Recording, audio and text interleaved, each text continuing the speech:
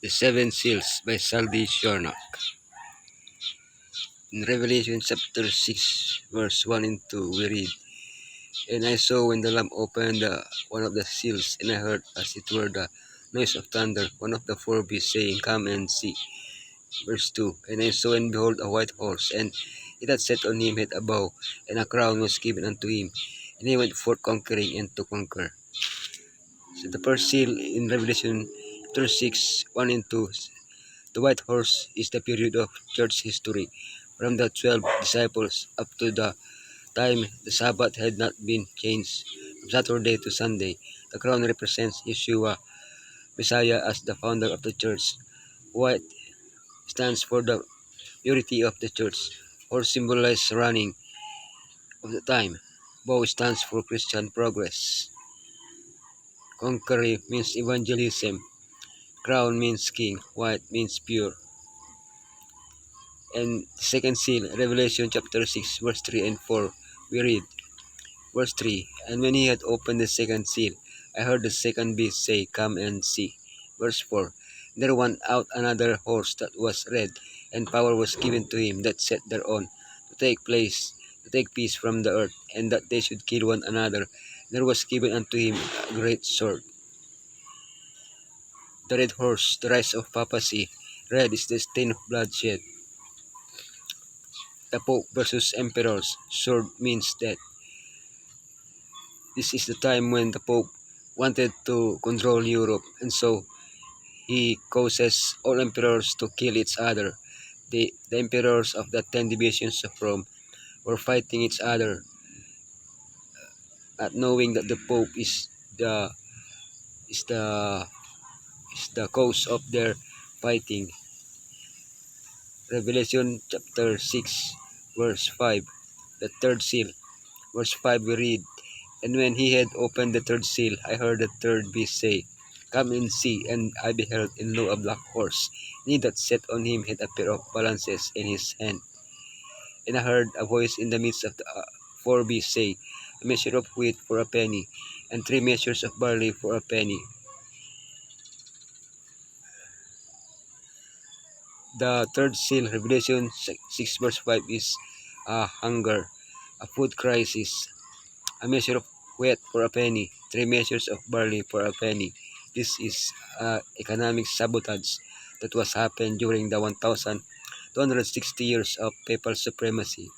The laborers were were not able to buy food because the the market prices that is too high, and so many Christians died of hunger, as the black horse represents death. And then the fourth seal, Revelation chapter 6 verse 7 and 8, the pale horse, the decree for all heretics. Verse 7 we read, "And when he had opened the fourth seal, I heard the voice of the fourth beast say, Come and see." And verse 8, I looked, and behold, a pale horse, and his name that sat on him was Death, and hell followed him with him. And power was given unto them over the fourth part of the earth, to kill with sword, and with hunger, and with death, and with the beasts of the earth.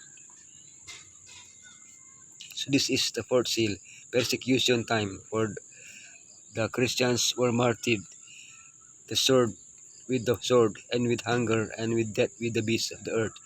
The Christians were fed to the animals. So this is the time of persecution, the pale horse, the decree for all heretics.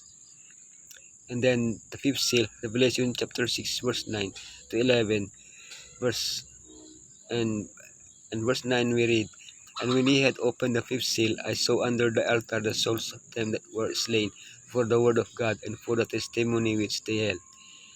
Verse 10, "And they cried with a loud voice, saying, How long, O Lord, holy and true, dost thou not judge and avenge our blood on them that dwell on the earth?" 11, "And white robes were given unto every one of them, and it was said unto them, that they should rest yet for a little season, until their fellow servants also and their brethren that should be killed as they were should be fulfilled." So the first Sunday law of the 1,260 years dark ages. Those martyrs wait for the second batch of martyrs to be of the last Sunday law in this our generation. So the history repeats itself. The the martyrs, because of the preaching of the word of God, will wait until now for the second batch of the martyrs who will also preach the word of God, and they should be they should be killed also of this last Sunday law. The sixth seal, part 1, signs of the second coming, Revelation 6, 1 to 13. And part 2, no place to hide, Revelation chapter 6, verse 13 to 17. In Revelation chapter 6, verse 12 to 17. Verse 12 we read, "And I beheld when he had opened the sixth seal, and lo, there was a great earthquake, and the sun became black as sackcloth of hair, and the moon became as blood." Verse 13, "And the stars of heaven fell unto the earth, even as a fig tree casteth her untimely figs, when she is shaken of a mighty wind." So this is the signs of the second coming of our Lord Yeshua. The sixth seal, part 1, signs of second coming. This was fulfilled prophecy. The Lisbon earthquake in 1755, the darkened sun happened in May 19, 1780, and the meteor shower happened on November 13, 1833. And the part 2 of the sixth seal is no place to hide. This will happen at the future, at the second coming of our Lord Yeshua. In verse 14 we read, "And the heaven departed as a scroll, then when it is rolled together, and every mountain and island were moved out of their places." In verse 15 we read, "And the kings of the earth, and the great men, and the rich men, and the chief captains, and the mighty men, and every bondman, and every freeman, hid themselves in the dens and in the rocks of the mountains." In verse 16 we read, and said to the mountains and rocks, "Fall on us, and hide us from the face of him that sitteth on the throne, and from the wrath of the Lamb."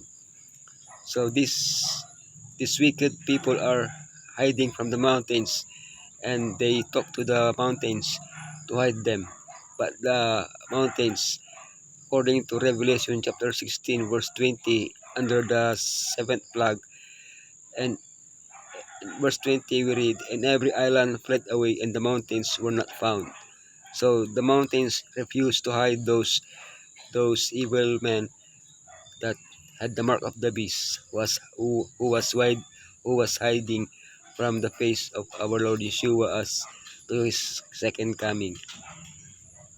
So this is the story of the seven seals, the story of the Church of God as they face the wrath of the papacy, and the victory that they had because of preaching the gospel of our Lord Yeshua. This is the Seven Seals by Saldi Shonak. Thank you for watching this video. God bless you, and God bless us all. Thank you for watching this video. Thank you for watching this video.